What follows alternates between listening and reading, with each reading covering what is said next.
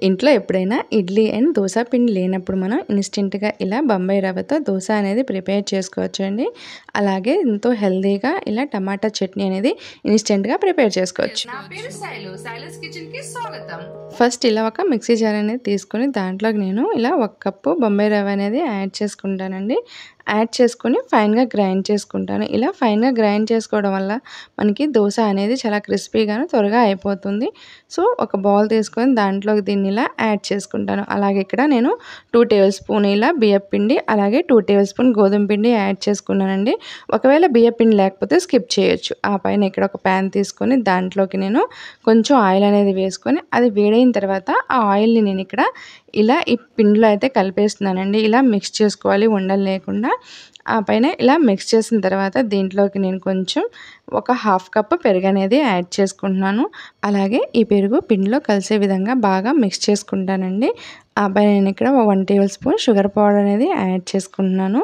అలాగే టేస్ట్ తగ్గట్టు సాల్ట్ కూడా యాడ్ చేసుకొని వీటిని కూడా బాగా మిక్స్ చేసుకుంటాను. ఈ విధంగా అయితే మిక్స్ చేసుకొని దీంట్లోకి నేను ఇప్పుడు వాటర్ అనేది యాడ్ చేస్తానండి. ఇలా యాడ్ చేసి దీన్ని బాగా ఇలా మిక్స్ చేస్తాను. ఉండలు అనేది రాకుండా మనం ఇలా స్మూత్‌గా అయితే చేసుకోవాలండి. బ్యాటర్‌ని ఇలా రెడీ చేసి మూత పెట్టేసి ఒక 10 మినిట్స్ వదిలేద్దాం. ఆలోపు మనం చట్నీ అనేది ప్రిపేర్ చేసుకుందాం.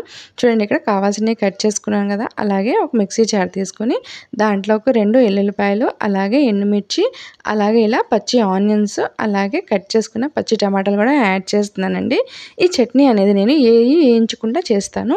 సో, చాలా హెల్తీ వేలో ఉంటుంది. సో, చూడండి ఇక్కడ ఇలా ఫైన్‌గా అయితే గ్రైండ్ చేసుకున్నాను. ఇలా గ్రైండ్ చేసుకున్న తర్వాత చిన్న బౌల్‌లోకి అయితే షిఫ్ట్ చేసుకుందామండి. ఇలా షిఫ్ట్ చేసుకొని చూడండి ఇలా స్మూత్‌గా చేసుకున్నాం కదా! ఇలా రెడీ అయిన తర్వాత ఇలా ఒక ప్యాన్‌లో ఆయిల్ అనేది వేసుకొని ఆయిల్ కొంచెం వేడైన తర్వాత దీంట్లోకి నేను పోపు దినుసులు అనేది యాడ్ చేసుకుంటానండి. ఇలా 1 టేబుల్ స్పూన్ పోపు దినుసులు, అలాగే హాఫ్ టేబుల్ స్పూన్ జీలకర్ర అనేది యాడ్ చేసుకున్నాను.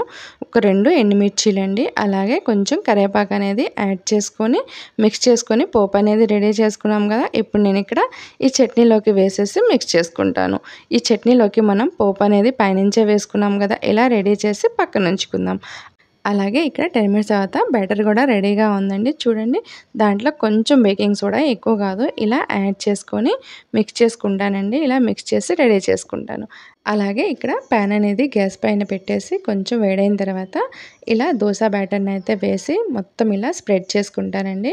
ఇలా రౌండ్‌గా వచ్చే విధంగా అయితే స్ప్రెడ్ చేసుకోవాలండి. ఇలా చేసుకున్న తర్వాత దీనిపైన ఇలా కొంచెం ఆయిల్ అనేది యాడ్ చేసుకుంటాను. ఇలా ఆయిల్ యాడ్ చేసి కొంచెం సేపు కాలనిద్దాం. సో, చూడండి ఇలా ఒకవైపు కాలింది కదా! ఇలా మరోవైపు అయితే టర్న్ చేసుకుంటాను. ఇలా 2 వైపులు కాల్చుకొని దీన్ని ఇప్పుడు నేను ఒక ప్లేట్‌లోకి అయితే షిఫ్ట్ చేసుకుంటానండి. చూడండి చాలా యమ్మీ అండ్ టేస్టీగా దోస అయితే రెడీ అయింది కదా! అలాగే ఇక్కడ చట్నీని కూడా ఒక బౌల్‌లోకి అయితే సర్వ్ చేసుకుంటాను. సో, చట్నీ అండ్ దోస ఇన్స్టెంట్‌గా మనం చాలా ఈజీగా అయితే ప్రిపేర్ చేసుకోవచ్చండి.